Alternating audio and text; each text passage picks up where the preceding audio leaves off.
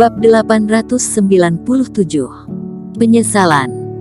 Ketika lahir aku tidak pernah bertemu dengan kakekku, sehingga aku menganggapmu sebagai kakekku, walaupun kamu tidak pernah menganggapku sebagai keluarga.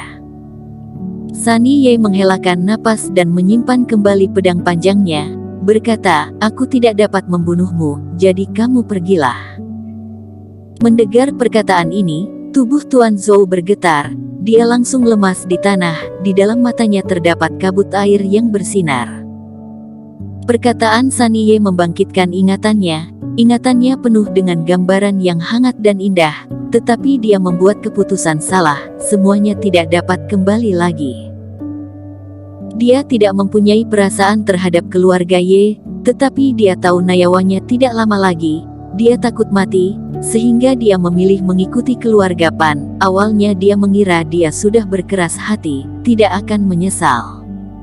Dan pada saat ini, dia sangat menyesalinya.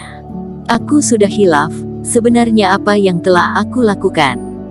Air mata Tuan Zhou berderai, dia menangis hingga serak, seperti binatang buas yang terluka. Dengan mata merah Tuan Zhou mengangkat kepalanya melihat Sunny Ye.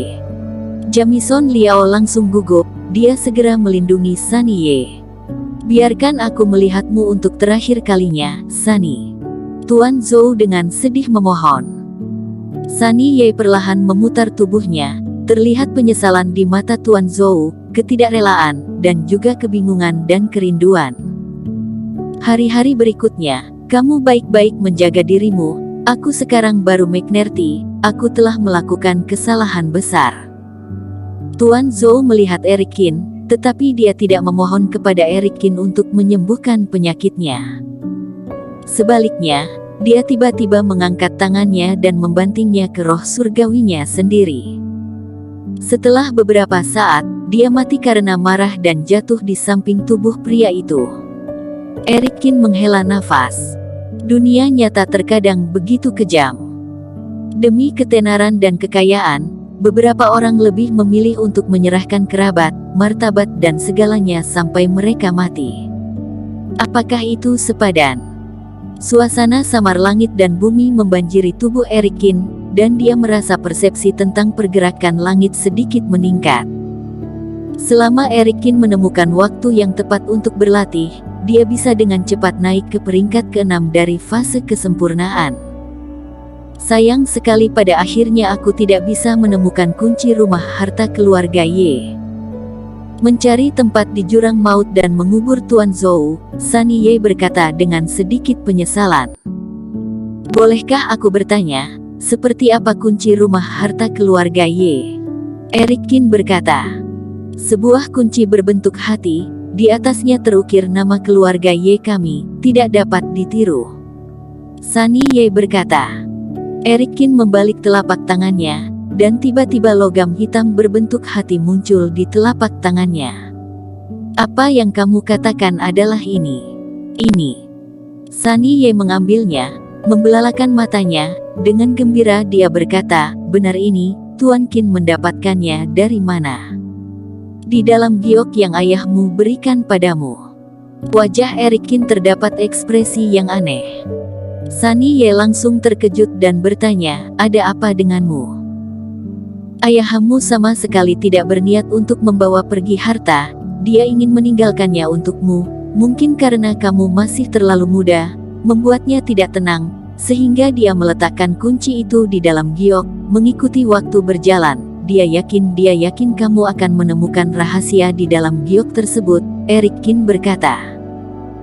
Tapi kamu terlalu merindukan ayahmu, dan kamu bahkan tidak ingin menjelajahi batu giok yang rusak ini dengan kerohanian.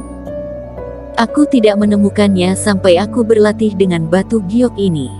Sunny Ye merasa bingung. Ternyata hal-hal yang dia rasakan dicari dengan susah payah selalu berada di tempat yang paling dekat dengannya, tapi dia selalu tidak menyadarinya.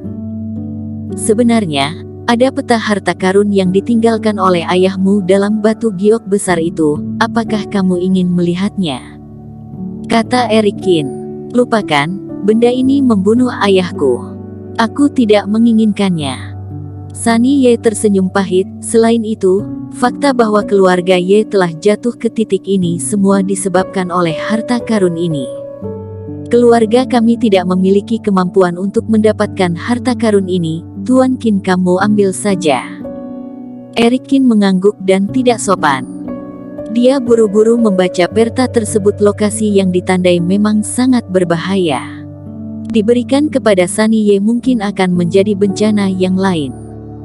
Dari sudut pandang ini, Sunny Ye sebenarnya menilai situasi lebih baik dari ayahnya, dan mungkin Sunny Ye bisa menjadi kepala keluarga yang baik untuk keluarga Ye.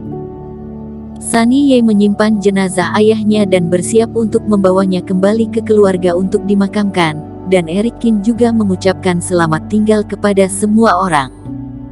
Jimson Liao, ada apa?